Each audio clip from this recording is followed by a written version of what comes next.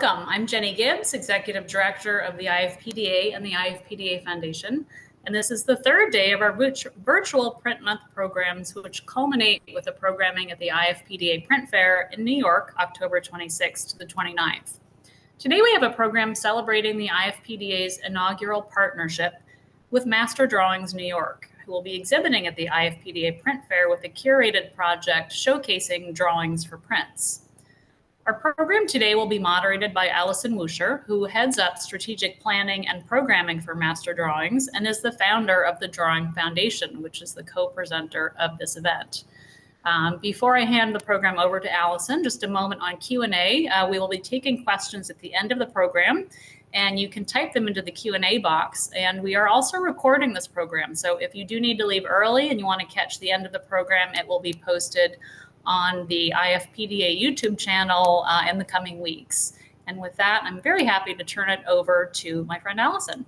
Thank you so much, Jenny, and thank you to IFPDA for inviting us to be a part of this Print Month celebration. My name is Allison Wuscher, and I'm the co-founder of the Drawing Foundation, a newly established nonprofit that focuses on promoting and developing events related to drawings. And this is actually the first event that we're working on as the Drawing Foundation. And in the next few weeks, we're hoping to launch our website. So we invite you to go to thedrawingfoundation.org to sign up for our mailing list to find news and events on our website once it is launched. And the event today is a collaboration, as Jenny said, between IFPDA and Master Drawings New York. It's actually the first of 3 events that center on the history of drawings and prints and discussions about the relationship between those two media. The second event is the same time and place next week on October 12th. And the last is the third event during IFPDA on October 28th at 2 p.m. And the information for all of these events is available on the IFPDA website. Now, the event today brings together 2 young scholars whose research relates to both drawings and prints. Our first presenter is Jay Cabell-On. She's a PhD candidate at Harvard University and the vice president of the Association of Print Scholars. She is an independent art historian and writer. Her research centers on exhibition histories in early modern Europe, history of the art market, and the intersection between old masters and contemporary art. Her talk today is entitled Exhibiting Drawings for Prints, From the Paris Salons to a Symbiotic Art Market. Her presentation charts the early exhibition history of drawings related to prints in 18th century France. Our second presenter is Joseph Henry, a PhD candidate at the Cooney Graduate Center and the Florence B. Selden Fellow in Prints and Drawings at the Yale University Art Gallery. His scholarly work focuses on questions of expressionism, art and labor, works on paper, and primitivism and colonialism. His talk today is entitled Time Signatures, Expressionism Between Drawing and Print. The presentation discusses the relationship between nude figure drawings and the associated prints made by the German Expressionist group Die Brücke. After Cabell and Joseph complete their presentations, we will have a short conversation about their research. And at this time, we'll answer questions from the audience. So we do invite you to put your questions in the Q&A box at the bottom of the screen whenever you have a question that comes up. And now I will hand it over to our first presenter, Cabell. Hello, and thanks to everyone for tuning in. I'm grateful to Allison for creating this space to discuss the symbiosis between drawings and print, and to Jenny, whose month-long commitment to print scholarship is an inspiration to us all. So my talk today comes from my dissertation project at Harvard, which has charted the history of drawing exhibitions from 17th century Florence to 18th century Paris. A bulk of my research has focused on the pre-revolutionary salons of the Académie Royale, held every 2 years from 1737 onwards, pictured here. So when I was asked to think about the relationship between drawings and print, I've gone back to my research to ask how many drawings exhibited were related to prints, if that can even be feasibly determined. And what does the resulting relationship indicate about the circulation of the two media? There was an incredibly wide variety of subject matter, media types, and topics represented amongst the 1,100 sheets exhibited in the Salon.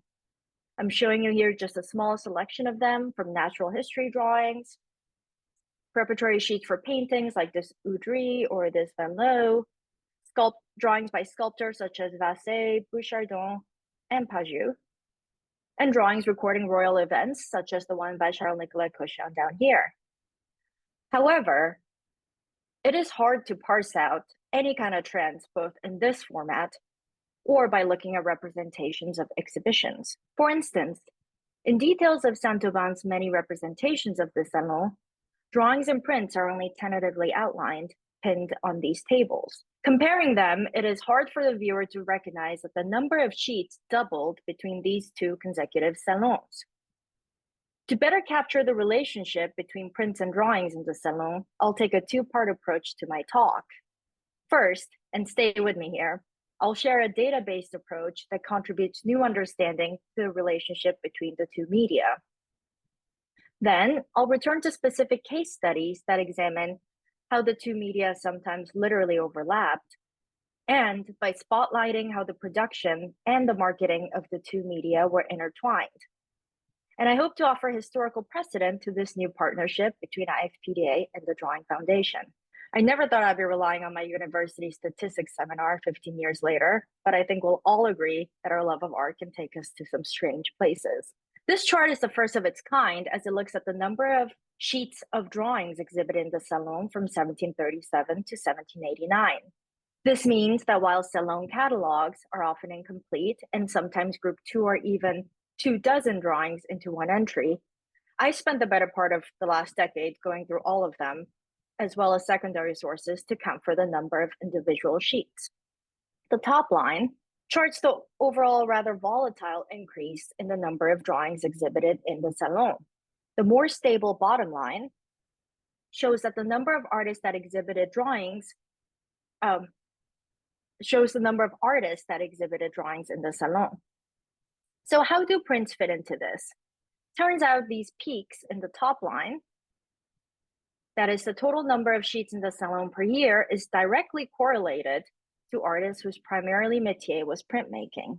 Consider this vertical bar graph that lists the total number of sheets exhibited by all 75 artists who ever exhibited drawings in the Salon. And I know it's hard to read the names over here. I did have to print it on a legal size paper for my thesis, but I included the whole the full list for context because I think you can see for the most part, artists exhibited less than 10 sheets.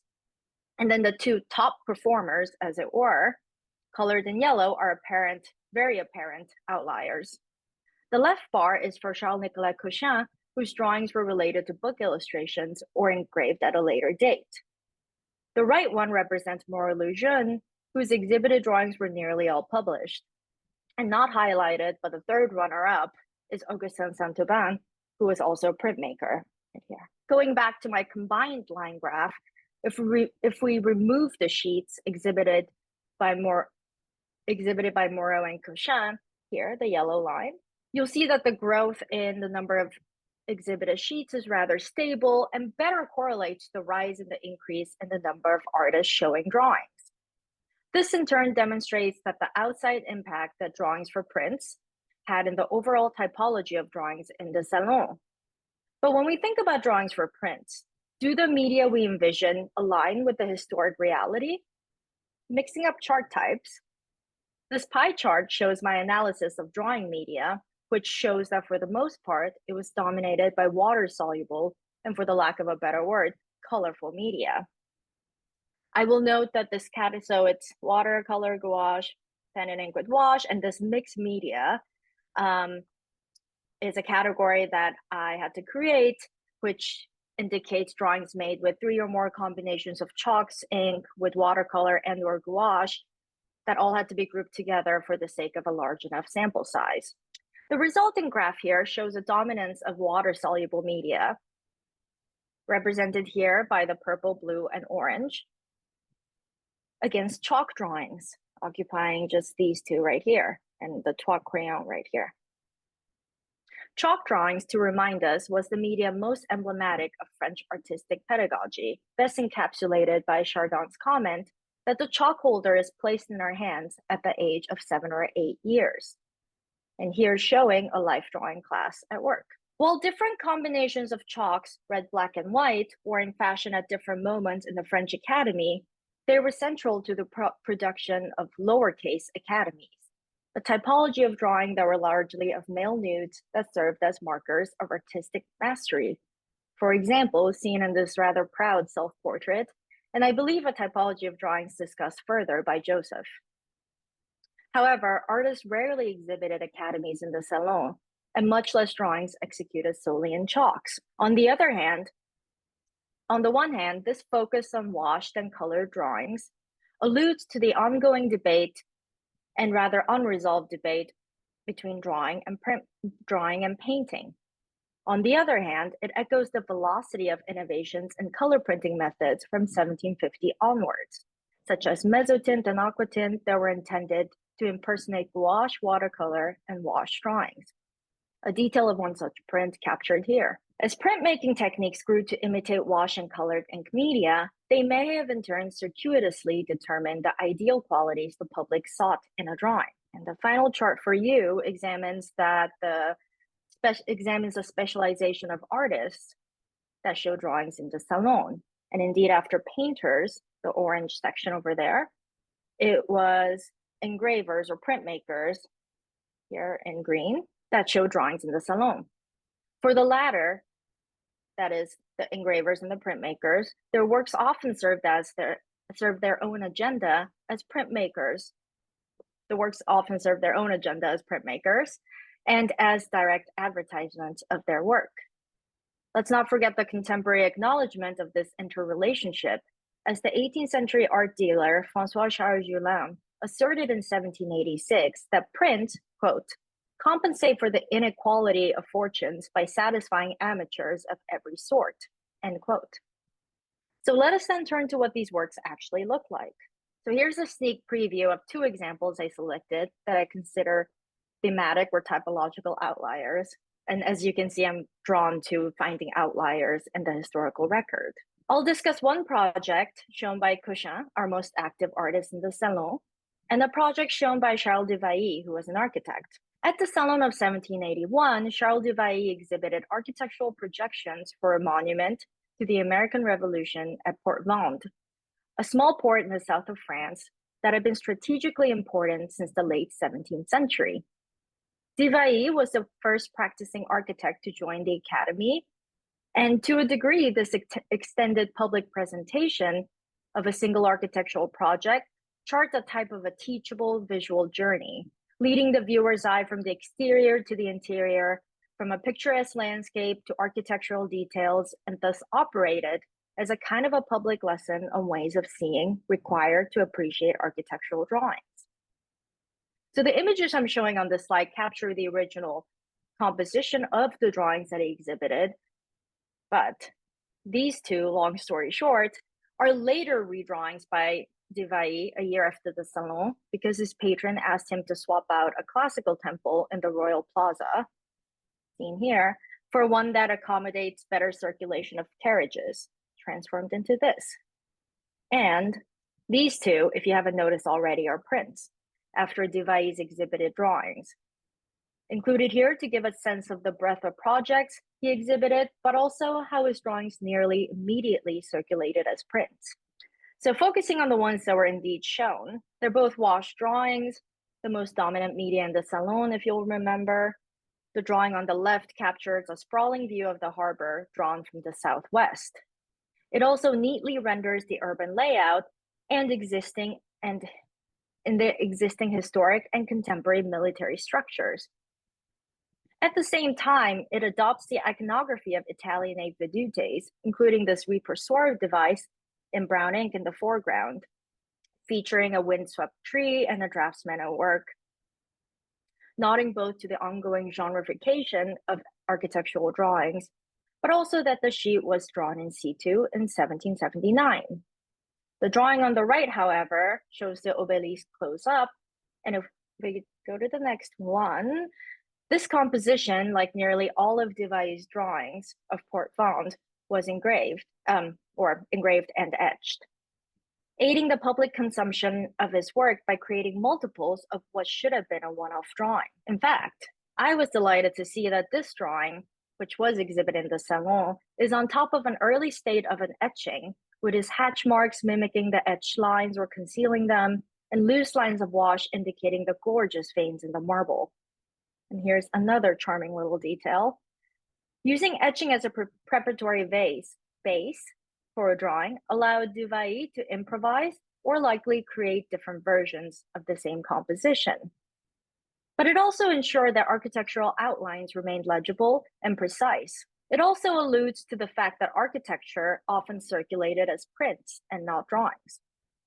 Thus, the boundaries between media, between prints and drawings, blurred not just in the salon, but within one's artistic practice at times. And as a true 18th century prints and drawings nerd, I couldn't help but think of this example of a drawing by Hubert on top of a crayon manner print by Desmarteau, whereby printmaking techniques imitating drawings allowed for improvisations and drawing itself. So speaking of crayon manner, let's turn back to my final example, Cauchin, the artist who single-handedly warped my line graph in the salon. It's hard to find a way to talk about Cauchin since he exhibited close to 200 sheets. But of the numerous projects he illustrated, from Virgil to Rousseau to the Encyclopédie, a specific project struck me as particularly odd and even more of an outlier in their later publication as prints. At the Salon of 1773, he exhibited 8 drawings that were preparatory for the Missal made for the chapel at Versailles. And here, of the 8, I'm showing Easter, Pentecost, Palm Sunday, and All Saints. Several artists were involved in its production. Commissioned initially by Pierre-Elizabeth de Fontainebleau on behalf of the French crown, it was initially entrusted to Pierre-Antoine Baudouin. Following Baudouin's death in 1769, the project was divided into 3 stages. Cauchin was asked to make preparatory drawings, Louis-Nicolas Barbier was to paint them in gouache on vellum, and the full-page illustrations would be decorated with distinctive gold frames by Frère Hippolyte. And you can see the finished pages here next to Cauchin's drawing for them. The Missal at its core is a private liturgical text composed of hymns and text. While it was ultimately unfinished, according to Marianne Roland Michel's 1979 study of Cauchin's project, 72 preparatory drawings survive, and they range from head and tail pieces, ornaments, and full-page illustrations. While one would think that such a text wouldn't circulate beyond the Chapel of Versailles, counterintuitively, Cauchin's drawing for the Missal were engraved as early as 1 year after the Salon. Both his full-page compositions and his head and tail pieces were separately executed in crayon manner stipple engraving. Examples include a print by Louis Marin Bonnet, published in 1776, after Cauchin's drawing of a headpiece of the Holy Trinity. Such a print allowed their circulation as individual works, divorced from their ceremonial context. Other coups de lamps were curiously worked up into a full-page composition by the female printmaker Thérèse Éléonore Langeais, also in 1776, just a year after the Salon. Her prints after Cauchin's Missal were contemporaneously praised, particularly for her ability to imitate and absorb Cauchin's draftsmanship. By deliberately copying after Cauchin, Langeais positioned her prints in the lineage of critically successful academic printmakers that also gained fame in their mimicry of Cauchin, but also shows how the subject matter of public prints took their inspiration from an inherently private and ritualistic theme. And of course, full-page compositions such as this, one of Corpus Christi, was engraved in crayon manner even 6 years after Cauchin showed them at the Salon. Lucien's prints were in fact directed by Cauchin himself, and advertisements noted that Lucien's prints, quote, merit the attention of connoisseurs by an elegant and considered execution, end quote.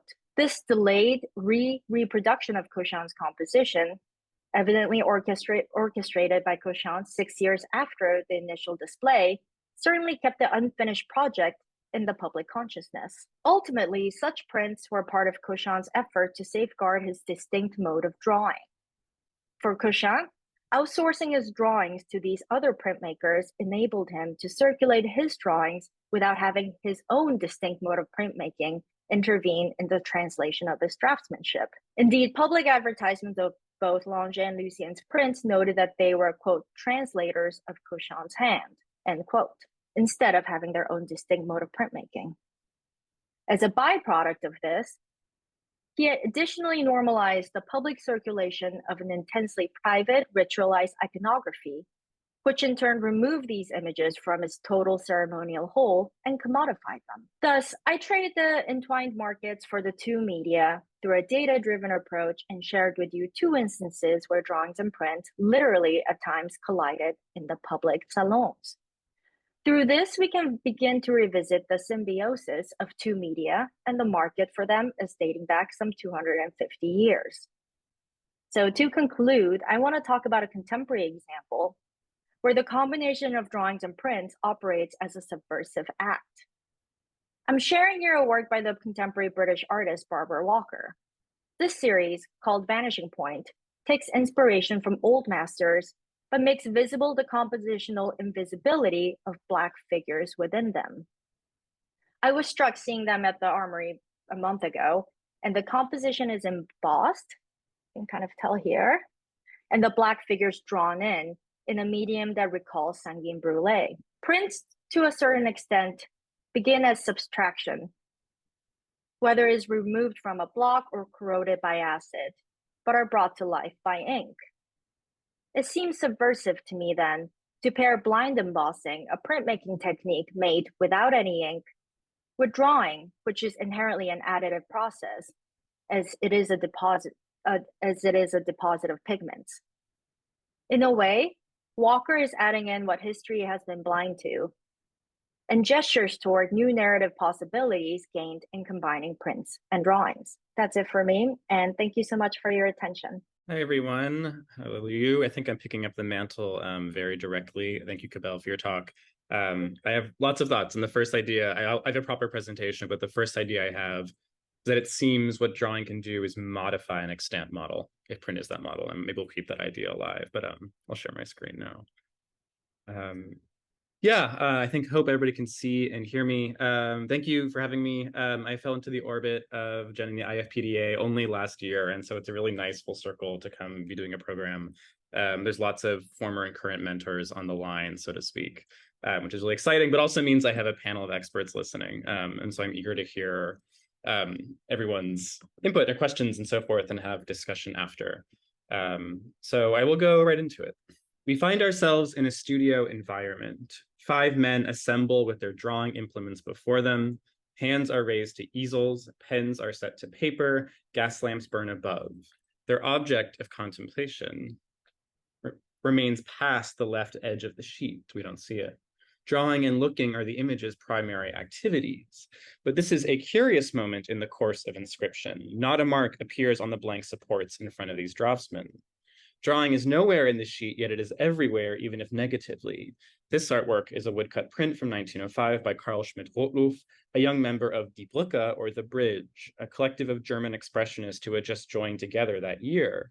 It is, to be sure, a distinct style of woodcut, and not the kind we usually associate with German Expressionists, yet some of the technique's signal attributes are activated here.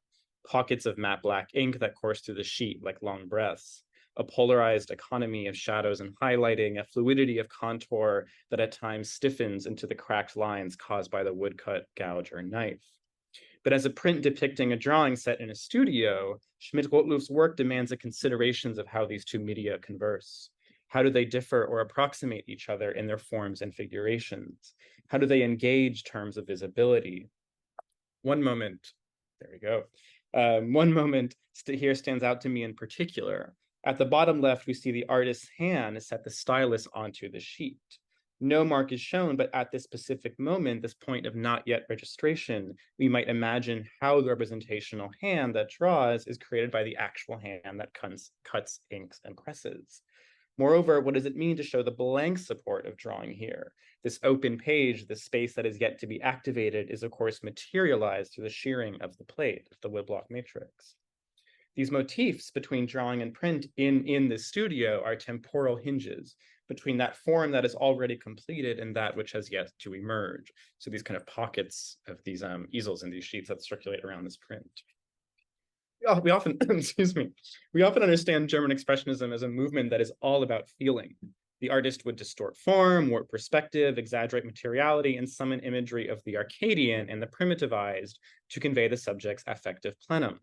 Yet one of its major concerns of German Expressionism, especially at the hands of Die Brücke, were how images and objects traffic between media, maybe even at some remove from questions of psychological interiority.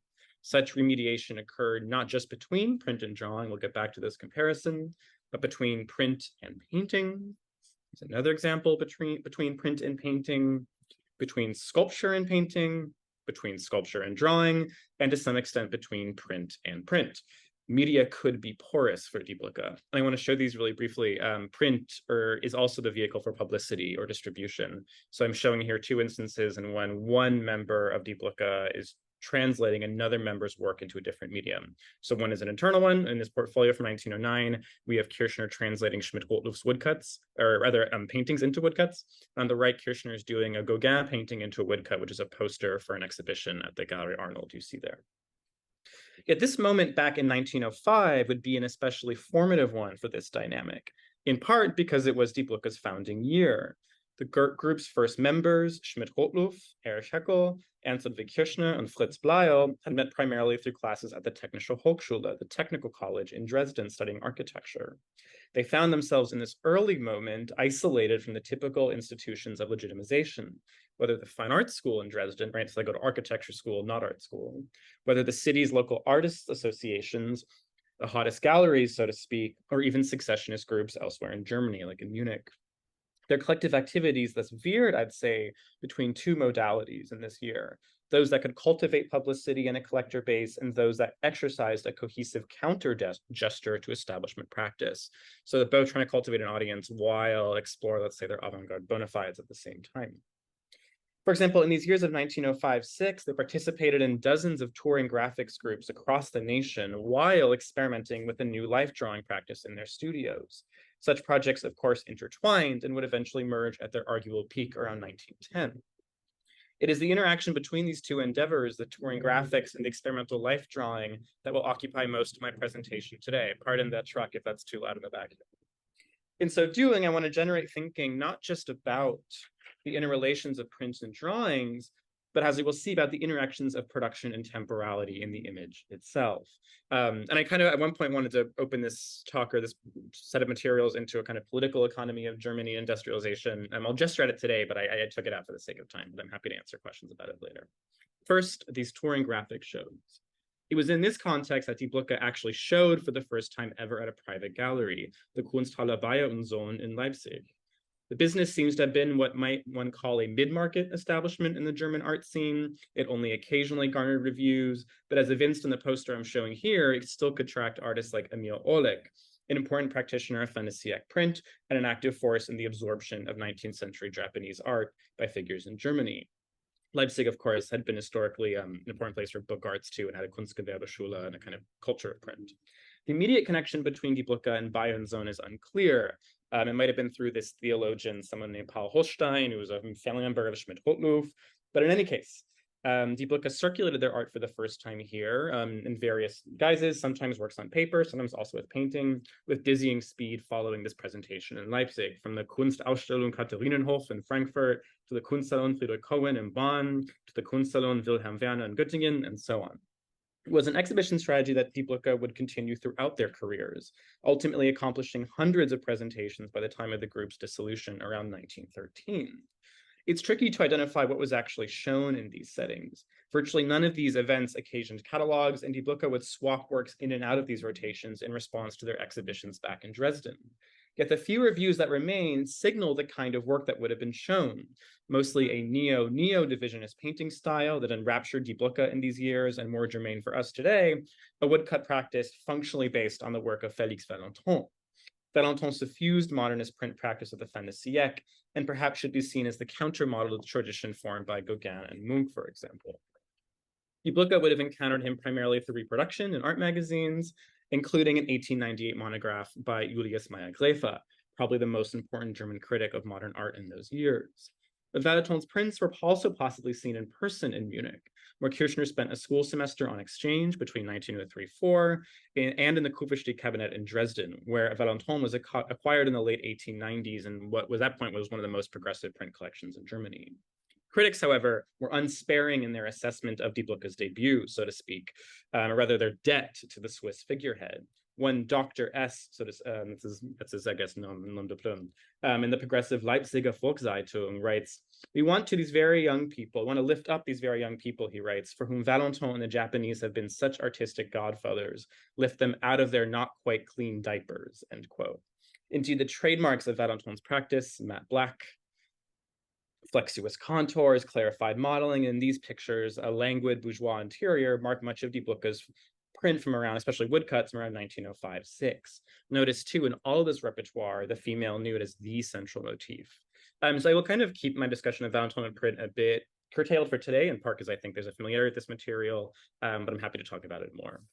Concurrent to this period in Die Brücke's woodcuts, they began a perhaps more novel drawing practice of the so-called quarter-hour nudes, Viertelstundenakte, produced between 1905-6.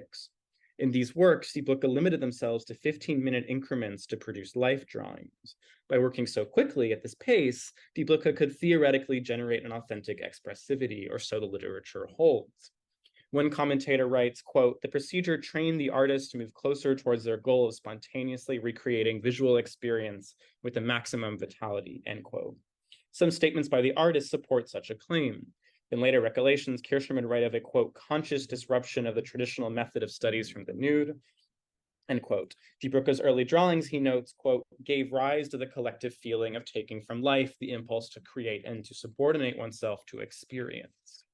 As you'll notice here, the quality of the digitization ranges, and these are not terribly well accounted for documents or drawings, and they belong really functionally only to archives. So you'll see some images that are actually kind of digitized or pixelated is the term. My regrets in advance for that. And I'm showing you just for a sense of scale how they sit on the sheet over here, which you could take for this instance, this work by Blyle, with the clock, so to speak, would be starting now of these 15 minutes. He begins, we might deduce from this work, with rough contours around the edges of the woman's body. For the sake of time, Blyle does not indulge in long, fluid arabesques, but draws over lines repeatedly to inscribe forms, as seen at the exterior of a leg or in the span of an arm. Hands and feet, the typical areas for displaying mastery in drawing, can only be signified through a rough gathering of marks. The woman's right arm, for example, registers as a passage of quick strokes. Contextualizing details in Blyle's drawing need to be completed at even a faster pace. If the model is sitting or resting on some kind of furniture, in this instance, that support only exists as zigzagging strokes with asterisk-like detailing. The lower part of this mise-en-scène itself is a gestural scribble. The wall on or to which the model extends her left arm also can only be suggested through another section of hurried drawing. For embellishments like shadowing and highlighting, Blyle relies on a simplified economy, parallel hatching for the former, the sheet in reserve for the latter. Given his time limit, Blyle works across a number of graphic registers, both gestural and schematic, both their own kind of annotation.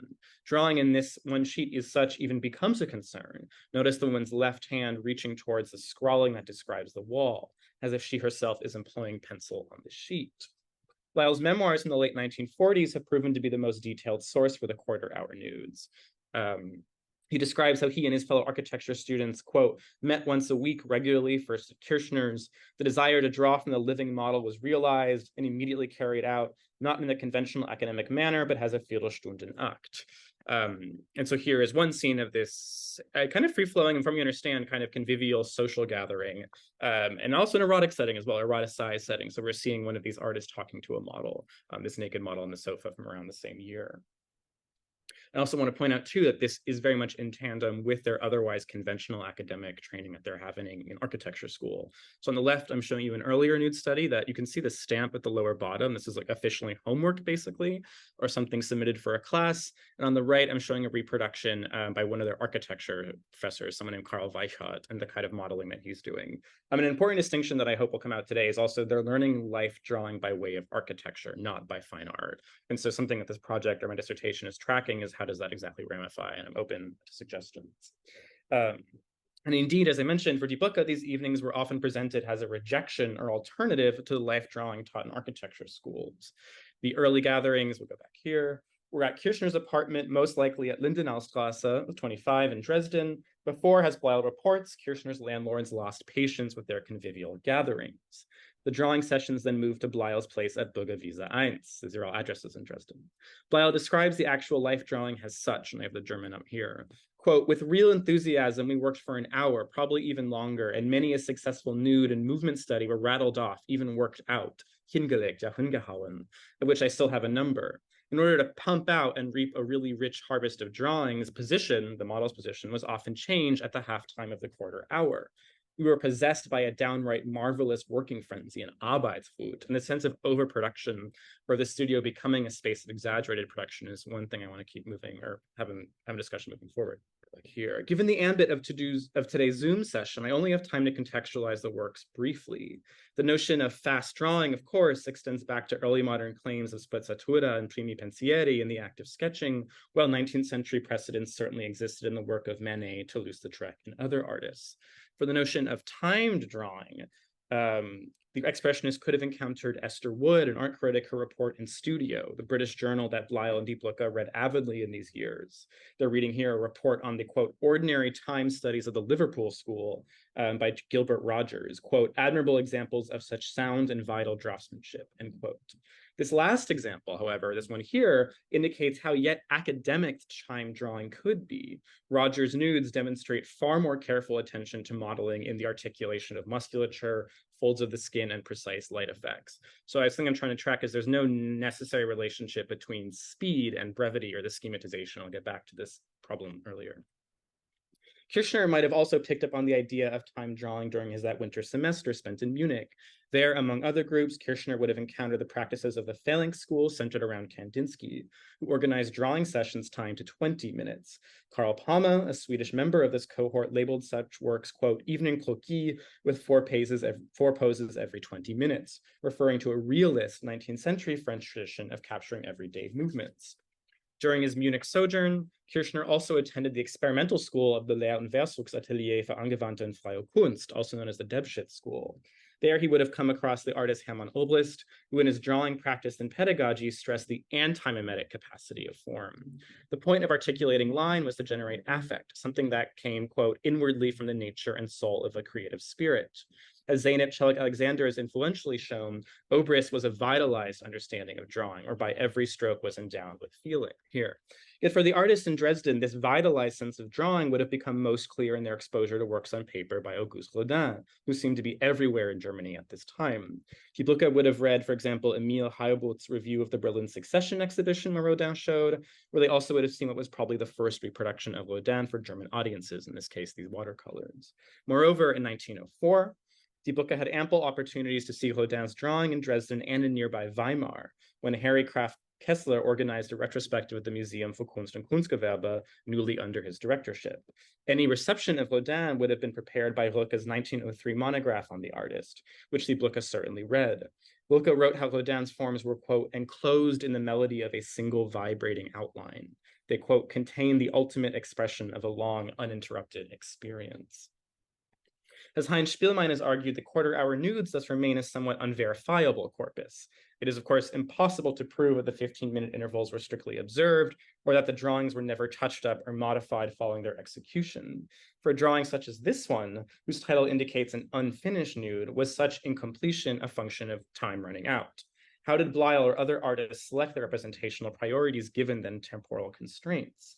On the putatively finished sketch on the right, for example, Bleil seemed to both provide a basic rendering of the model seen from behind, but has enough time to at least suggest ground and shadow effects, even through these vectors of scattered marks.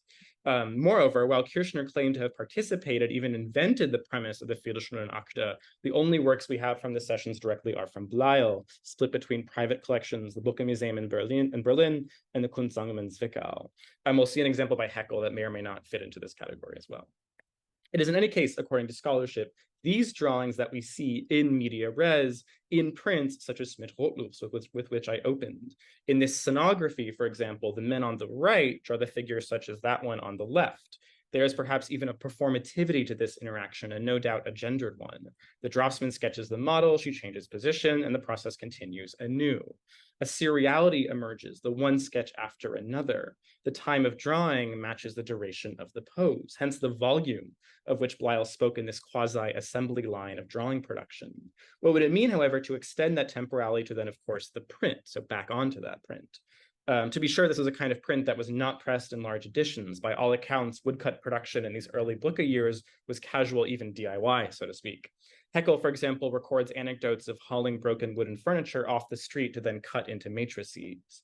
We have scenes, such as what I'm showing you here, recorded by Kirchner towards the end of his life, probably imagined of the casual making of woodcuts, and also you can see an intaglio press in their atelier.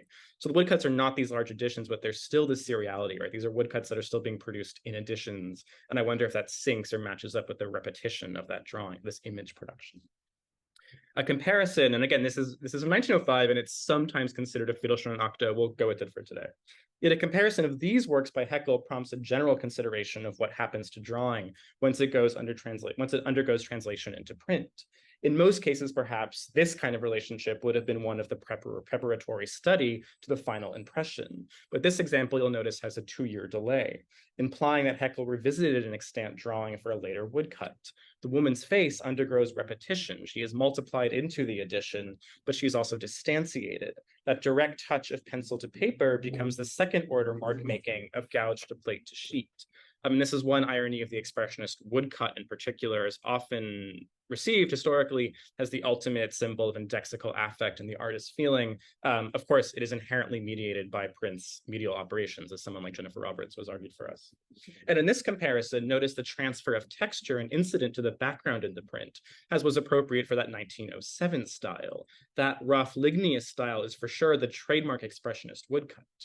But for the example of 1905-6, with maybe its shameless debt to Valentin, this generates a different set of questions. As Richard Field noted in his study of Valentin's prints, each impression functionally looks the same for Valentin. The constancy in inking guarantees we will see little surface variation. If the signature Expressionist woodcut always exhibited variance, like in this instance, that is literally glossed over for a real presence of the copy, or real copy presence in these works. Every relationship between print and drawing thus necessitates a specific dialectic of repetition and originality, of hand and automation, that I think is historically contingent and needs to be specified. That is, I think, a comfortable enough understanding of the relationship between the two media. But someone, I get towards the end of my thoughts, and this will be a little open-ended, as an historical footnote, I think prompts us to reverse this equation a little bit. There was one figure shared between these Viertelstundenakte and these traveling groups outside Die Brücke, someone who showed in that first Leipzig show and was also doing this drawing by the name of Hans Dunnebier. He joined the sketching evenings, exhibited graphics, but soon, very shortly thereafter, abandoned art making to study philosophy and literature in Leipzig. His work favored a caricatural style, one informed by popular comic illustration of the time, a style that Kirchner, for example, would undertake for his very first prints. Dunnebier and Blyle, in fact, seem to have met through a stenography association in Dresden. So notice this group is called the St. V Friends. That's the Stenography, so Stenography Association. And you'll notice at the bottom right of that first sheet, you'll see the number 4. That's Blyle. His caricature is number 5, actually. Then you'll see Blyle's signature on the right-hand side of that postcard. And stenography is the basis for life drawing as a whole kind of research topic that I want to do that requires maybe a bit more archival work on my part. These facts that I'm telling you now are coming fast and quick. My point is that Dunnebier and these connections prompt a consideration of drawing's always already basis in repetition. And Benjamin Bucklow's theory of drawing, for example, after industrialization, the medium would be forever haunted by a decision to, on one hand, try and regain expressive subjectivity, or embrace a diagrammatic visuality that had already structured commodification. So after basically capitalism for Buchloh, to go back to an expressive function is to try and reclaim something that's lost. And so do artists try to do that, or absorb diagrammaticity, we could say, to use that word. The schematization, affectivization dialectic played out in children's drawing, for example, where an emphasis shifted from art drawing to pedagogical drawing. So this is a whole dialectic for the history of drawing in the 19th, early 20th century. Predicated on theories of a figure like Johann Heinrich Pestalozzi, the child would abstract vision into base components that could be complexified over time, but repeated. And in Germany, this type of pedagogy held special purchase after unification in 1871, when concerns about the new nation's economic performance and industrial capitalism guided much educational policy, not unlike in France and the United States as well. Fritz Bleil himself participated in this kind of schooling during his high school or Realgymnasium years in the city of Chemnitz, when he learned drawing via template books or Verlangenwerke produced by the Applied Arts University in Dresden. Thus, the Viertelstundenakte may resist the needless schematization of institutional pedagogy, but they also internalized it, obeying the strictures of a relatively schematized depiction. So on one hand, we can read these free-flowing sketches as a kind of resistance to, let's say, life-drawing pedagogy, but they also seem to absorb some of its dictates. So for example, here would be the kind of normative, the expressive one on the left, the reactionary or conventionalized one on the right. But at the same time, when Die Brücke want to do expressive drawing, they can really do this extremely gestural all over composition. So what is the logic of schematization is something that I'm trying to figure out in these Viertelstundenakte. So this image in particular, an image, the publication shows that the printed image was already informing the drawing, we could say. And I do wonder if there's a question overall for today of ideology, that is to say, which comes first, the print or the drawing, especially in industrialized modernity, speaking of industrialization. And I just want to end with this comparison. The circulating print, the repeated drawing, both entertaining questions of replicability. The figure is generalized, mediatized from the get-go. These are funny terms for expressionism, for sure, which should be all about originary feeling. But this was Die Brücke's purchase, I think, to show that this kind of subject already belonged to other political, technological, and cultural spheres. I'll end my thoughts there. Thank you so much, folks. Thank you so much, Joseph. Welcome back, Cabell. So now we are entering our conversation part of the discussion today. And please do put any questions you might have for the speakers in the Q&A at the bottom of the screen. And those were both fantastic. And I had some thoughts I just wanted to share with both of you on both of your talks. Cabell, I really was interested in the etching as preparatory base for the piece, especially that was in actually exhibited in the Salon. Was that something that was noted at all in any, reports on that Salon, like the base was an etching? Did anyone notice that, or was that something that you found later on and was kind of not something that was contemporaneously recognized? No, it's just cataloged as drawing, which makes me wonder whether there are more drawings with etching as its base. And I know there are some artists such as whose name I can't remember. There are some other 18th century artists who didn't necessarily show at the Salon that did work up etchings into these colored drawings. But in terms of the Salon, I thought that was really interesting, and it kind of alludes to this interchangeability from the public's eye, because no one mentioned that it's oh, and then he drew on top of a print. So is this a new media? Yeah. Right. And I would just wonder if it was something that if they had known, if anyone would have been upset about it, or if they would have been like, oh, great, it's a drawing on a print, just because it's, if it's cataloged as a drawing and there's a print as the base. I can imagine some people might say that he's cheating in a way, but if it's based on his drawing, right? Yeah. That's kind of like this weird interchange between a print based on his drawing and his drawing itself. Yeah, and he made that etching himself too. So okay, but which I think adds another layer of dimension to it. And there's all this discourse about how etching is sort of closer to, it's like drawing on a plate, or it's closer to drawing than engraving. But yeah, curiously, there's no comment or no contemporary comment on on this melange of two. But I think it does note to visually, especially the Salon where it's hard to see, it would have just all kind of passed as I wonder whether this distinction as prints and drawings really existed in the Salon in a way, if you're just a casual observer. Yeah. Right. That makes sense. Yeah.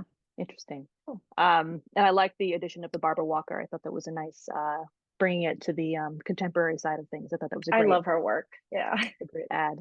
And Joseph, I had a couple of questions, and I don't know if this is because there's so few drawings that actually exist to look at. The idea of the 15-minute nude, I wonder if if they might have done multiple drawings in one pose, right? Because if you think of a 15-minute model study, you can, as you saw from the Esther Wood drawings, or the drawings you produced in the article, you can get a very modeled effect. And I wonder if even 15 minutes is almost too long to do a single drawing and keep that kind of expressive quality. Was there any, I mean, it seemed like there's a couple of drawings that had the same potential position that was repeated. Do you think that that might have been a use, that they just did multiple drawings as needed for each pose? I think you mean, so not this kind of one-to-one where a pose would finish, they could do multiples in the same pose. Right. I think that's certainly possible. And again, we have kind of retrospective accounts to motivate everything, which is the problem of memory and I guess recollection.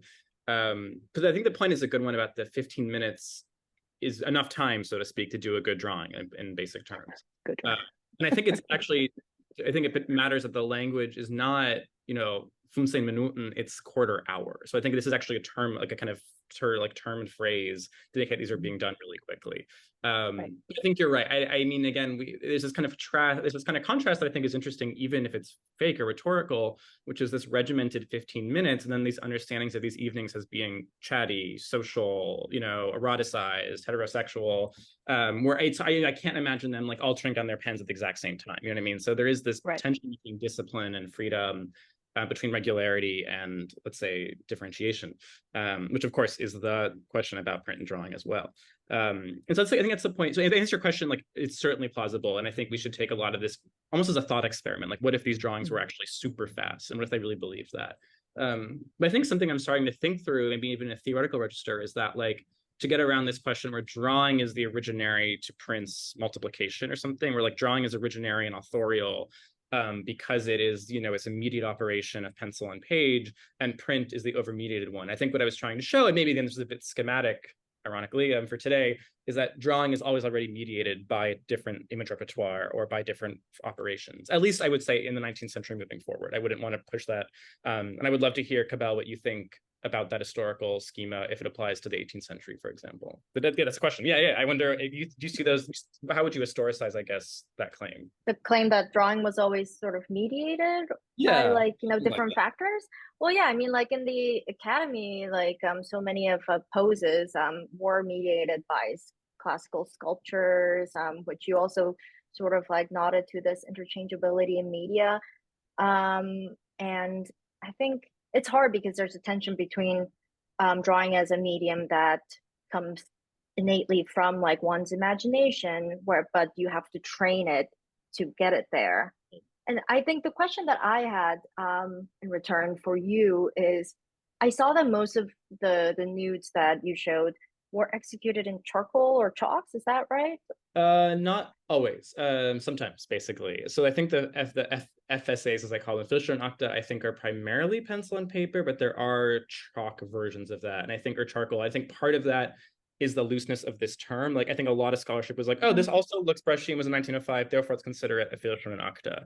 I think there's a risk of clinging to that maybe category too much, but yeah, there certainly is, let's say, some variance in media in this.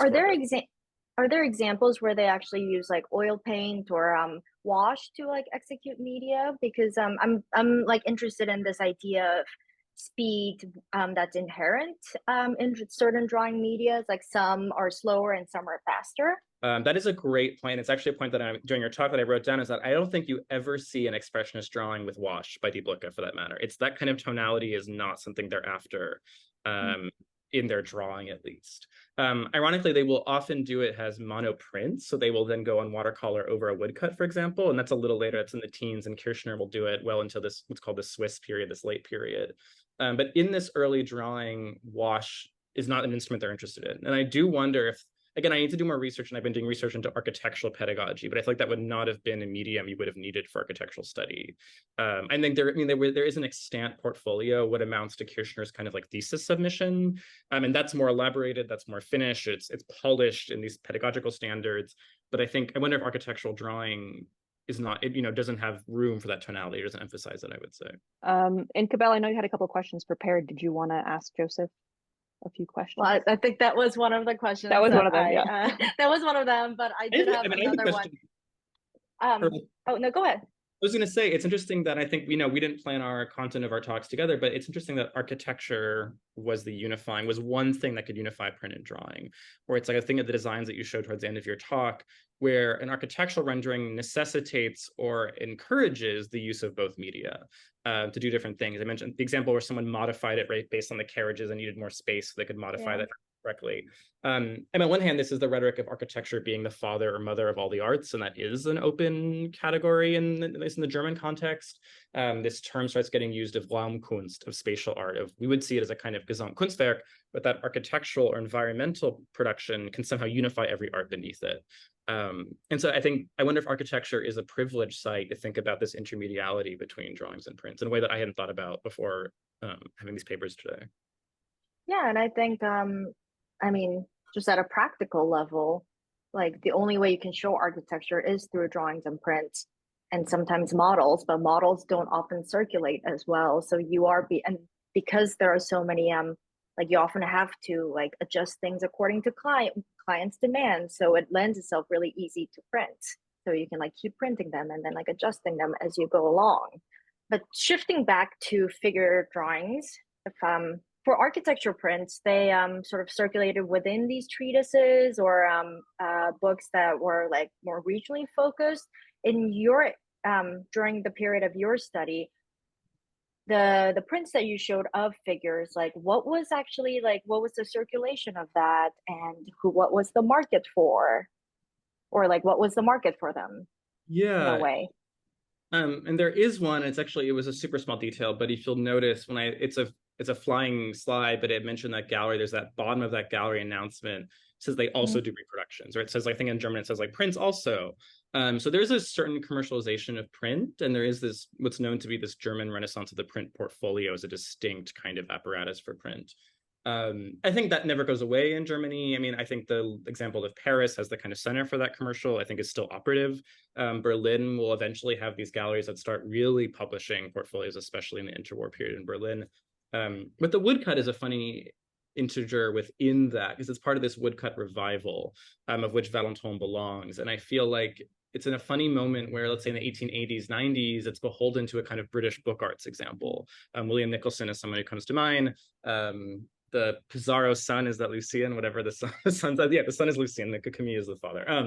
And so I think, so the woodcut is this funny thing where it's always already part of a different economy. Like it belongs to books, it belongs to book trade, and then it becomes a portfolio. And then I think it's really around Expressionism that you could buy, let's say, a woodcut impression on its own as a kind of objet d'art. I wonder if that starts happening in the German context with Expressionism, would be my kind of stab in the dark here. Does that answer your question? No, because that was fascinating to me, because prints made after nudes don't really have a presence in the French market beyond like the main clients, or there's some collectors, but also often goes to provincial schools, so people can draw after that. And obviously with these kind of woodcuts, like, you know, no one's like drawing after it to learn the female figure from it. Yeah, and I think 1905, you want to be precise, like there's as an anecdote where for their first group show, so to speak, which happens in this lamp factory showroom, actually, Lyle does a woodcut that's a kind of like symbolist nude, you know, it looks like Valentin, it's an orange, and it actually gets banned by like kind of municipal police. So the printed female nude, I think, is just starting to become kind of establishment art in that moment. It's still a bit risque to have it be a kind of object of publicity. That's another thing that I wanted to ask too, was this kind of mapping of publicity and privacy. And I feel like in your work, you were seeing as like the privacy of the spectator, being like, oh, the private encounter is to realize that the print was modified, right? That there was a kind of drawing on the print. That was a kind of private mode of spectator. Yeah, no, and it's nice. Because drawings for me, it's always like such a private medium, and prints sort of bring that out into the public sphere. And it's kind of interesting to see how like throughout different phases in art history, as it were, like prints often take their inspirations from subjects that wouldn't necessarily circulate in other media. Yeah, like the distribution of prints is kind of this paradox for Die Brücke, because they will put out these small editions in these small portfolios. So I think it's easy to overstate the case of these things being truly proliferating or kind of really hitting a mass market. Won't happen for a long time for that group. They cultivate this very kind of private, actually bourgeois subscription base functionally is what they do. Are there any questions from the audience? We still invite you to put your questions in the Q&A. And if not, we will wrap it up unless Cabell and Joseph, you have any questions for each other? I guess there's a point I want to put in the room with you a little bit of time, which is I feel like no one would discuss prints and drawings and be like, they are utterly different, right? You would never present a paper that was like, these things are never meant to be interspersed. Like they're all media operations, if in a certain line of thinking, are hybrid to some extent. So I feel like, and this is a thought experiment or open question, is like, then what are the historical moments and when those boundaries really get enforced? When you have to be like, absolutely not is this drawing a print, when those media conventions, those generic boundaries have to be policed. I'm trying to think of historical moments where that really has to happen. Where they cannot be the same, they can't be produced the same, they can't be considered the same. Or maybe that's never part of its history, that print will always kind of, or, you know, they always will internalize each other's operations. I don't know. That's a good question for the audience if anyone has any answers for that one. But I think we can leave it there for now, but that was excellent. And Jenny is coming back on to bid us farewell. And thank you both for participating today. And we look forward to seeing you next week. I think that's a great place. I love that question. I'm leaving that there. Thank you, Joseph and Cabell and Allison, for making me feel in the best way possible like a grad student again. That was really enjoyable. We will be reconvening next week on Tuesday, October 10th for a program presented with our friends at Print Center New York with curators Lauren Rosenblum and Christina Weil, who will be speaking about the current exhibition at the Print Center, which explores the work of the first woman to own her own printmaking studio in the United States, Margaret Lohengrin. So we look forward to seeing you next week on Tuesday. Thanks, everyone.